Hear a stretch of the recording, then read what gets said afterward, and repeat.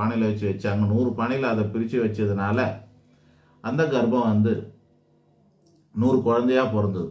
101 குழந்தையாக பிறந்துச்சு. அது கடைசியாக ஒரு 100 கௌரவர்களும் ஒரு பெண்ணும் ஒன்று பிறந்துச்சு 101வது. ஸோ இந்த மாதிரி இருக்குது சிவனோட தவம். அது இப்படி தான் 100 குழந்தை ஒரே குழந்தைல எப்படி டெலிவரி ஆக முடியும்? 1-2 பெற்றுக்கிறதுலேயே படாத பாடாக இருக்குது. 100 குழந்தை அப்படி பிறக்காது. இந்த வரத்தின் காரணமாக 100 குழந்தை பெற்றுக்கணுன்ற வரத்தின் காரணமாக அது இந்த மாதிரி பிறந்தாங்க.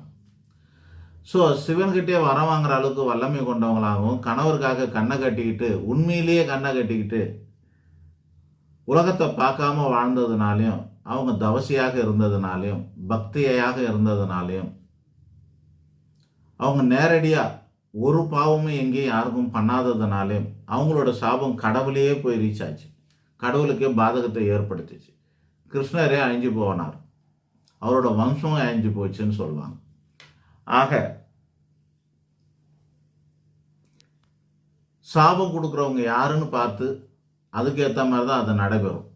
எல்லாரும் கொடுக்காத தகுதி இல்லாதவங்கெல்லாம் கையெழுத்து போட்டாக்கெல்லாம் நமக்கு வேலை கிடைக்குமா என்ன? யார் யார் சொல்லணும்னு இருக்குது, யார் என்ன சொல்லணும்னு இருக்குது, யார் பண்ணணும்னு இருக்குது, இது இன்னாரால் தான் நடக்கணும்னு இருக்குது. அந்த மாதிரி ஆசீர்வாதமாக இருந்தாலும் சரி சாபமாக இருந்தாலும் சரி தகுதியானவர்களுடைய ஆசீர்வாதம் பலிக்கும், சாபம் பலிக்கும். சாபமும் பலிக்கும், ஆசீர்வாதம் பலிக்கும்.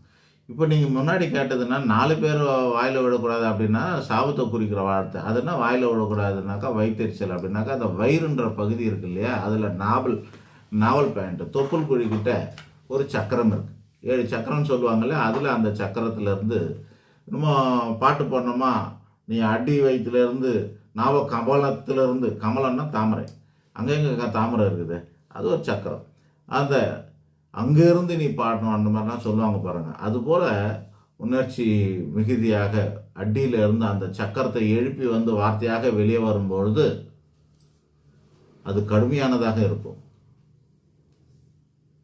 அப்படி சொல்லும்போது அது பலிக்கும். அதை என்ன சொல்லுவாங்க, நான் வயிறேஞ்சி சொல்கிறேன்னு பாமரர்கள்லாம் சாதாரண வார்த்தையால் சொல்லக்கூடியதாக இருக்கும்.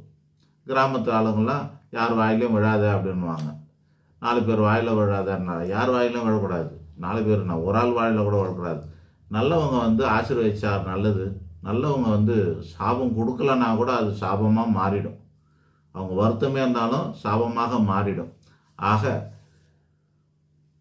வார்த்தையில் பாதிப்படையக்கூடாது, சாபம் வாங்காதேன்னு சொல்கிறது தான் யாருடைய வயிற்றுலையும் வாயிலையும் விழக்கூடாதுன்னு சொல்லக்கூடியது வார்த்தை. அது வேற கேள்வி இருக்கா? அவ்வளோதான்.